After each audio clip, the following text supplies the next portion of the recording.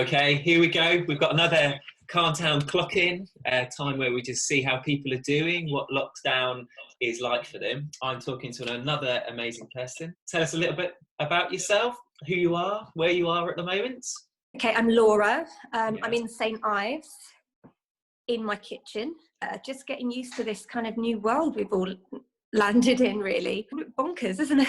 It is a little bit bonkers, and I think you're not the only one who's feeling like that. Anybody that you're talking to, friends or family, in this new kind of virtual world that we're living in, not being able to hang out with people we normally know. But in terms of lockdown, it's a funny time, but I think there's a few highlights as well. Do you want to tell us about maybe one or two of those? I think the main highlight has been watching my daughters. I've got two daughters. One's 15 next week, lockdown birthday, and my other daughter's in year 7. Mm-hmm. And they've been spending so much more time together. It's been really lovely. They've kind of got that holiday relationship, that kind of relationship they only normally have when we're away. Okay.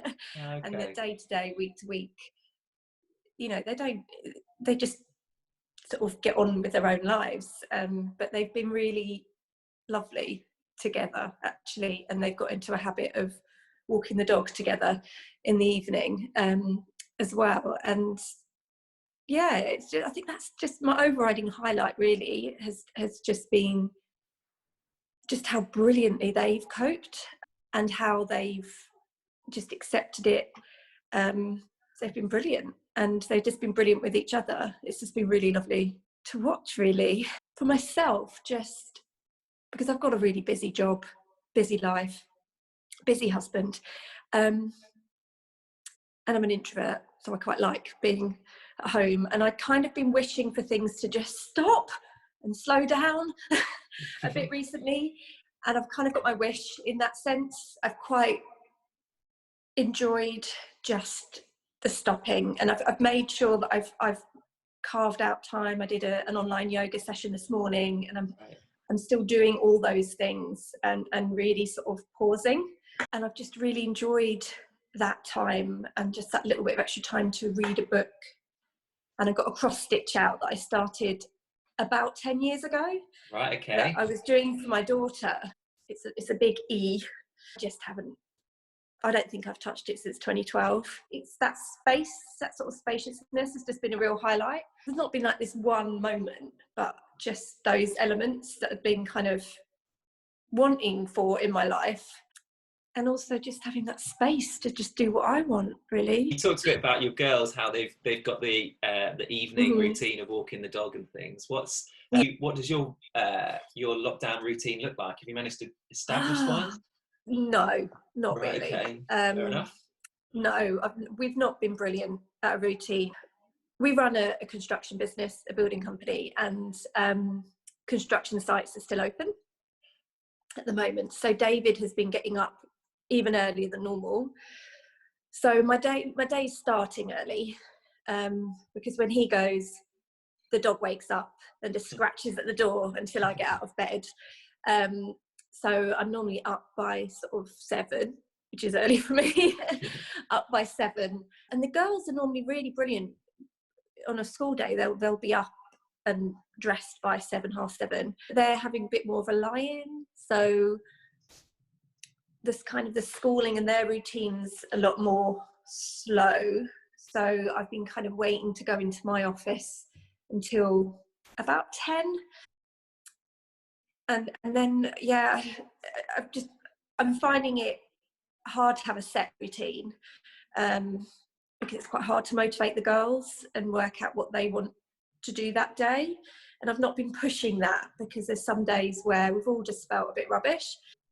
So then it's hard to keep to the timetable, because, you know, you may have missed a whole day. So then how do you figure that out? So I've been kind of just going with the flow, really, and making suggestions and doing the priority work, and then not actually pushing ourselves too much, because it's not been long into this new world, and it's supposed to be the school holidays. I mean, I'm having really early nights,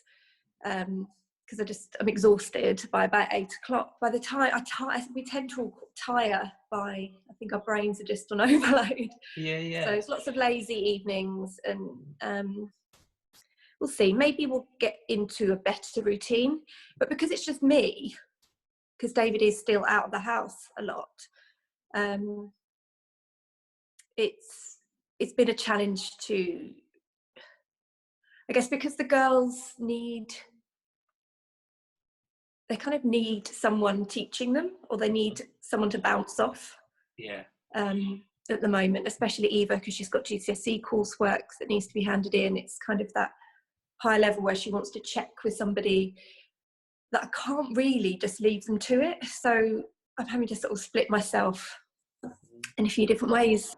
Yeah, routines, I think it will come, but I think I've kind of pushed the replenishing and the resting and the resettling of the family into this new world before that starts to ramp up a bit. Yeah, and that's great to hear. I think it's really easy to see all these perfect people that have got a daily routine. They know exactly where they are, what they're doing, and they seem to be completely in control. And I'm not saying you seem out of control, but it's great to hear a message that it's great to hear a message that, you know, we're all finding our way in what life is like now. You talked a little bit about your job, about how you're part of a construction company, that you run that, and that's still going. But what has your job been like in lockdown? I was quite exhausted with work anyway, so I think I started all this being quite overwhelmed. My job's quite stressful. We're running 3 sites at the moment, one of which is drawn to a halt, because although the construction industry is allowed to be open with social distancing measures in place, a lot of the supply chains have ground to a halt. So there was a lot of bulk buying of building materials early on, which we joined in with because we had no choice but to just stockpile what we thought we would need. So there's just been a lot of sort of new strategies and new planning and having to plan a lot further ahead and changing our plans. And I've had to, for example, completely change where we're sourcing the bathrooms from, because I cannot get a delivery date. So there's just been a lot of, you know, trying to mitigate risk and damage that will hit us, you know, trying to mitigate the amount of the damage that being without materials we need is going to do. That's been the biggest thing, which is quite stressful. Yeah, it sounds it. And just the responsibility that we don't employ people as such, but we have subcontractors and people relying on work is a big responsibility, actually. So I'm having to do more with work. Work is stressful, and there's a lot of work that's piling up on top of the schooling. So yeah, it's a lot. So I mean, I work in an art gallery as well, and just for fun, just an afternoon a week, and that's closed. So I've been furloughed there, but because I live so close to the gallery, I've been popping in and taking photographs from online, and so there's still a lot. I'm still really busy. I'm jealous of the people that have got time to learn Spanish and start painting again. There's a sort of a pressure that I've got to step up and get it done. With David working so hard out of the house, it's hard. It's been quite stressful. So what's the one thing you do in that moment when it's feeling, have you got a tip for us all? Because I think there's a lot of people who are feeling, I don't have time to learn Spanish. It's the myth of lots of time. So what's your top tip? Oh, it's definitely meditation.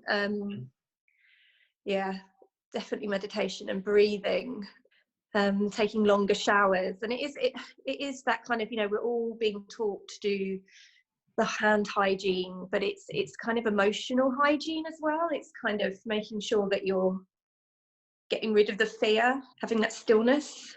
And I think one thing I haven't mentioned is the social media at the moment. And although it's brilliant that my friends are all really, really in touch with me across different WhatsApp groups, I've had to turn it off on some days and just be apart from that because of all the information sharing. Although some of it's funny and uplifting, or you know, very personal, back talking about their own stories, there are some days where it all just gets a bit much, and you do just need to completely just calm your mind and breathe.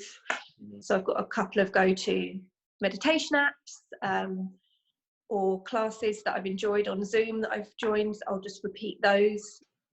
Yeah, so I definitely just stopping. I think that's good advice. That's good advice. And yeah, switching off from the social media is probably a really good thing that we can all do, isn't it? So you're sounding busier than ever with all that you're trying to do.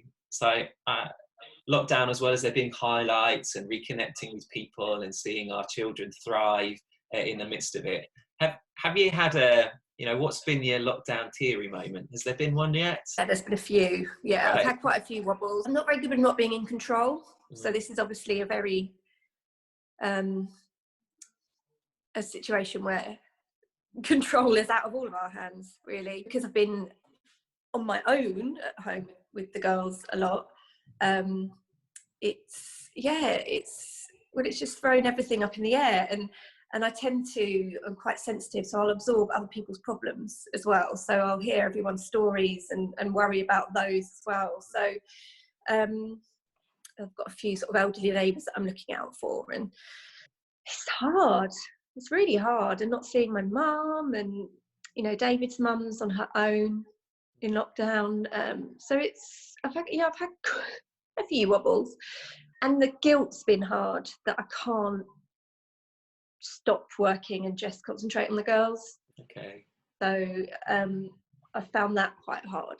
They've had to give up an awful lot, and I should be, bad words, I feel as if they would benefit from me schooling them a little bit more one-to-one, and not having that time. There's been quite a lot of anger and guilt felt around that. So that's been the hardest thing. Yeah, okay. Well, thanks for speaking so candidly. I think you're kind of resonating with what a lot of people are feeling at the minute. Perhaps not doing things properly. Our kids need us more, but we've got all this other stuff to do as well. And I think you're not on your own. Don't feel like you're the only one feeling like it. So I think this will all be over. We don't know when, and there's some real blessings in the midst of this. There's some real trying to work out what on earth life will be like in this time. But thinking about, whenever this does finish, what's the one thing that you will do? What's the first thing you'll do when lockdown is over? It's weird. I hadn't thought that far ahead. I really okay. was still trying to get to grips with this, like what we do now, to even think that far ahead. But I think it would be like a long country walk with a big group of friends, with a drink in a pub garden at the end of it. So yeah, just seeing my friends, going to a pub, hopefully in the sunshine, just a long lazy afternoon, catching up, and lots of hugs, hopefully, and laughing. Fantastic. Well, I think on that amazing, beautiful image of walking in the countryside, being in a pub garden, I think we better stop it there before we leave our houses and try and do that right now. So it's been really good to talk to you, Laura. Thanks for being so honest and sharing things that I think probably connect with all of us at the minute, but that we're not perfect, and this isn't an easy time, but there's good things and there's stuff we all struggle with. But thank you so much, and hope everything goes well for you and your business, and thank you, and that you find time to do that cross stitch. So we'll come back and see what it looks like. Yeah, that's right. We'll hold you to it. But don't feel pressured. You haven't got to finish No it. pressure. Cool. So yeah, thanks so much, and look No forward to seeing you worries. sometime soon in the real world, not just the virtual one. Yes, Cool. All definitely. right. Bye bye. Thank you. Bye.